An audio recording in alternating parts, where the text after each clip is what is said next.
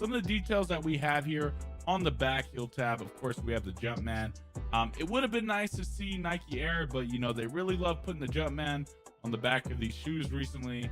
And that's just what it is. It's cool. It's not ugly. It's not the worst thing ever. But that's just what we have here on the back heel tab. Notice the stitching around the shoe is really, really good.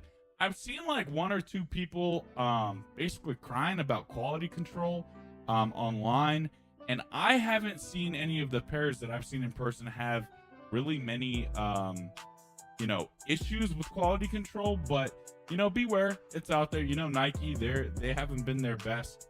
But my shoes didn't come all creased up or anything like that. I've had fives and other shoes from Nike come where they were like almost pre-creased, like where I thought people were wearing them in the factory or something.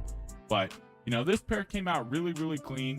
I absolutely love the gray suede that wraps around the entirety of the front toe box right there. And it wraps all the way to about the middle of the shoe. But it's really, really clean. That touch of gray was such a good idea. Even on the military blue 4s, they did a very similar thing. So another detail is the tongue tag. Here we have a Jumpman on there, and it says Flight. It looks really good with that black Jumpman on it. I really like it. It is like a gray patch with the black Jumpman, and the lettering is in a darker gray, which is cool.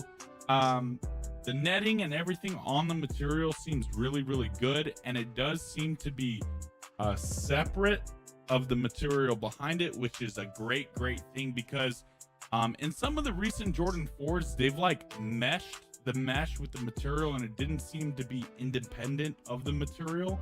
But the older pairs and the original pairs, this was independent like this, where it was a separate layer, which is really, really good. I don't know if too many of the younger sneakerheads even realize that or recognize the importance in that, but it's always good when that netting is separate from the material. It's going to age better. It's going to look better over time. I do anticipate that a lot of this netting on the shoe will age and yellow over time. I think it'll probably take a couple years before it really does that and oxidizes, but that's just how it is with 4s. They're gonna age. The netting is gonna turn to a little bit of a creamier color, but this is super, super clean, man. I mean, you can't go wrong with this pair. Super